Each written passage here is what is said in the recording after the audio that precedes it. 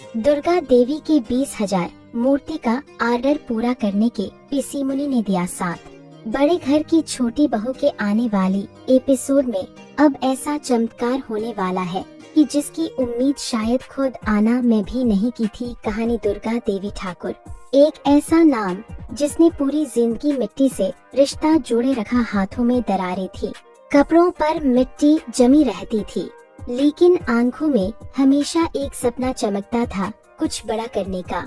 गांव के छोटे से घर में रहने वाली दुर्गा देवी ने अपनी जिंदगी मूर्तियां गढ़ते गढ़ते बिता दी। मिट्टी उनके लिए सिर्फ मिट्टी नहीं थी, वो उनकी सांस थी, उनकी पूजा थी। सालों तक उन्होंने देवी देवताओं की मूर्तियां बनाई, लेकिन पहचान बस मोहल्ले तक ही सीमित रही।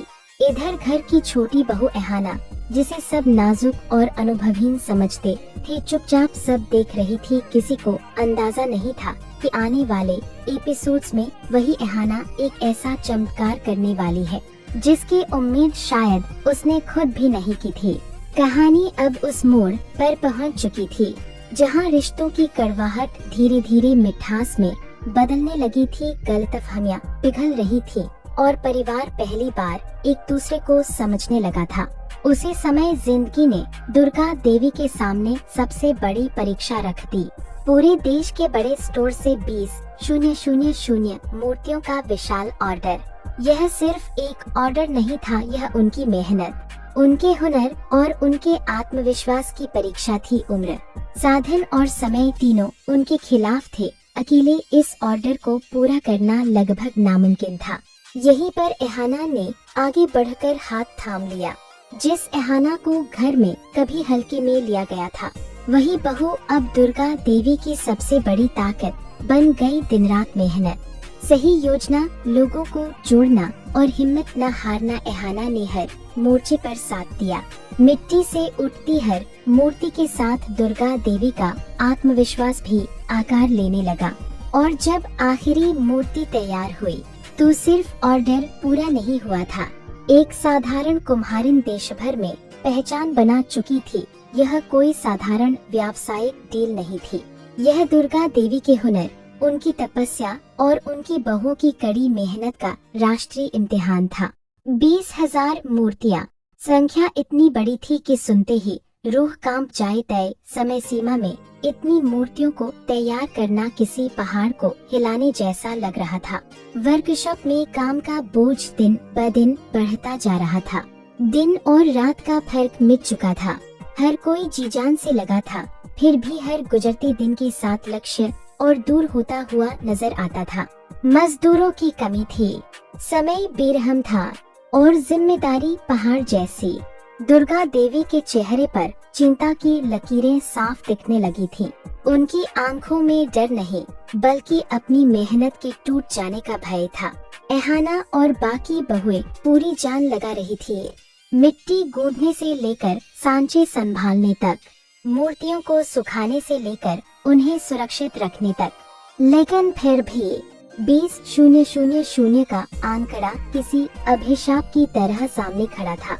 हर रात जब वर्कशॉप की बत्तियां बुझती तो सवाल अधूरा रह जाता, क्या वे समय पर यह चुनौती पूरी कर पाएंगे? और इसी सवाल के साथ कहानी एक और बड़े मोड़ की ओर बढ़ रही थी। लक्ष्य इतना बड़ा था कि उसे पार करना अब लगभग नामुमकिन लगने लगा था। हर कोशिश के बाद भी हालात साथ नहीं दे रहे थे और तभी कहानी में वह भावुक मोड़ आया जिसकी कल्पना किसी ने भी नहीं की थी। ऋषि मुनि, जो अब तक इस घर की परंपराओं और अपने अहंकार की ऊंची दीवारों के पीछे छिपी बैठी थी, आज पहली बार अपनी ही नजरों से गिरती हुई सच को देख रही थी। उन्हें अपनी गलतियों का गहरा एहसास हो चुका था। उन्हें दिखने लगा था कि कैसे उन्होंने अपनी भाभी दुर्गा देवी को हमेशा ताना दिया, उन्हें छोटा दिखाया और उनके हुनर को कभी सम्मान नहीं दिया। आज वही दुर्गा देवी अपने परिवार के अस्तित्व और सम्मान के लिए दिन रात लड़ रही थी। ऋषि मुनि ने अपनी बंद आंखें खोली और पहली बार महसूस किया कि जिस घर को वह सिर्फ अपनी जागीर समझती थी, वह घर असल में सबका था। घर उस हाथ का जो मिट्टी से सपने गढ़ रहा था। उनकी आंखों में पश्चाताप था, दिल में अपराध बोध और भीतर कहीं एक नई शुरुआत की चाह। क्या पिशामुनी अब आगे बढ़कर इस परिवार को टूटने से बचा पाएंगी? क्या उनका बदला हुआ दिल इस असंभव से लगते लक्ष्य को संभव बना पाएगा? कहानी अब एक नए अध्याय की ओर बढ़ रही थी, जहां अहंकार नहीं, एकता सबसे बड़ी ताकत बनने वाली थी। पिशामुनी अब समझ चुकी थी कि इस घर को बचाने के लिए नफरत की आवाज नहीं, मेहनत के पसीने की जरूरत है। एक सुबह है जब वर्कशॉप में काम का दबाव अपनी चरम पर था और हर चेहरा थकान से झुका हुआ था। दुर्गा देवी थककर एक कोने में बैठ गईं। हाथ कांप रहे थे, आंखों में नींद और चिंता एक साथ उतर आई थी। तभी पिशामुनी धीरे धीरे वहां दाखिल हुई। न उनके हाथों में कोई शिकायत थी, न चेहरे पर गुस्सा, बस एक अजीब सी शांति थी। उन्होंने चुपचाप अपनी रेशमी साड़ी का पल्लू कमर में खोसा और सीधे मिट्टी के ढेर के पास जाकर बैठ गई। पूरा परिवार हक्का बक्का रह गया। जिस पिशामुनी ने कभी मिट्टी को अपने हाथ लगाने लायक भी नहीं समझा था, आज वही मिट्टी उठाकर अपने हाथों से गूंथने लगी। एहाना की आंखों में चमक आ गई। वह हमेशा से चाहती थी कि पिशामुनी इस परिवार का हिस्सा बने। दिल से, मेहनत से पिशामुनी ने बिना कुछ कहे मिट्टी उठाई, सांचे में डाली और काम में जुट गईं। उस पल कोई सास भाभी नहीं थी, कोई ऊंच नीच नहीं थी, बस एक परिवार था जो एक लक्ष्य के लिए साथ खड़ा था।